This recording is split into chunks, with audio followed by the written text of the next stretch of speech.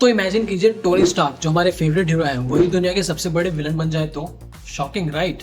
And अगर मैं कहूँ कि मार्वल ने इस चीज का हिंट 9 साल पहले ही दे दिया था तो क्या आप यकीन करोगे? जी हाँ, एक थ्योरी के हिसाब से आरटीजे के डॉक्टर डूम बनने का राज छुपा हो सकता है एवेंजर एज ऑफ अल्ट्रॉन में। एंड अगर आप सोच रहे थे कि आयरन मैन का स्टोरी अब तो पूरा हो गया था, उनको उनकी लेगेसी मिल गई है, तो एक बार फिर से सोचिए एंड इस वीडियो को लास्ट तक जरूर देखना क्योंकि ये थ्योरी आपको हिला के रख देगी। तो गाइस, मैं विकास सोनी आपका स्वागत करता हूँ कॉस्मिक गीक में, जहाँ फिक्शन से लेकर फैंटेसी तक हम हर तरह के एंटरटेनमेंट को कवर करते हैं। तो हमें सपोर्ट करना ना भूले from liking and subscribing our videos. तो हम सब जानते हैं कि आरडीजे का आयरन मैन या टोनी स्टार्क हम सब के दिलों में कितना बस चुका है। एंड अब आरडीजे एमसीयू में डॉक्टर डूम का रोल प्ले करने वाले हैं। लेकिन अब सवाल ये उठता है कि आरडीजे का डॉक्टर डूम एंड आरडीजे का आयरन मैन किस तरह से आपस में जुड़े हुए हो सकते हैं। तो क्या मार्वल ने इस चीज की हिंट हमें बहुत पहले दे दी थी?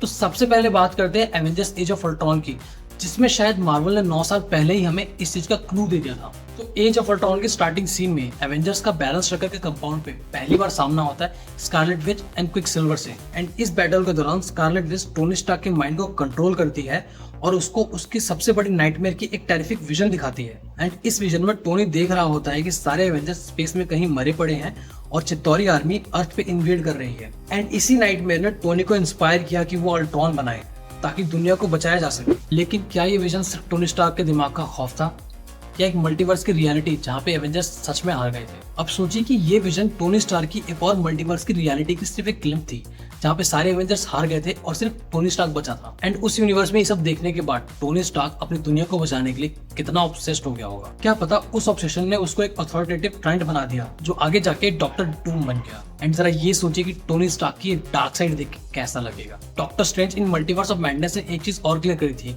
कि जो हम सपने देखते हैं वो हमारे वेरिएंट की जिंदगी की एक झलक हो सकती है। तो ये भी तो हो सकता है कि स्कारलेट विच ने टोनी स्टार्क को मल्टीवर्स की एक ऐसी रियलिटी दिखाई थी जहाँ पे एवेंजर्स हार गए थे और टोनी स्टार्क डॉक्टर डूम बन गया था। एंड यही टोनी स्टार्क का वेरिएंट हो सकता है जो विक्टर वॉन डूम के नाम से जाना जाता हो। एंड अब सबसे बड़ा ट्विस्ट ये आता है कि आरडीजे ने एक रीसेंट इंटरव्यू में ये कहा कि वो विक्टर वॉन डूम का रोल प्ले कर रहे हैं, ना कि किसी आयरन मैन के वेरिएंट का जो डॉक्टर डूम बनेगा। लेकिन क्रिस इवांस का कैमियो डेडपूल एंड वुल्वरीन में हमें ये दिखाता है कि अलग अलग रियलिटी के कैरेक्टर्स आइडेंटिकल हो सकते हैं। तो ये भी तो हो सकता है कि ये डॉक्टर डूम टोनी स्टार्क का कोई वेरिएंट हो जो अपनी आइडेंटिटी छुपाने के लिए डॉक्टर डूम बन गया हो।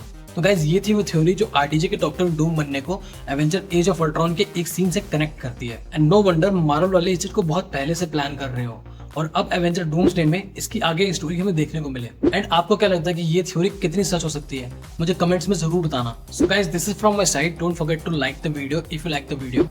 और अगर चाहते हो कि वांडा चाची कोई इविल सपना ना दिखाए तो चैनल को सब्सक्राइब कर देना।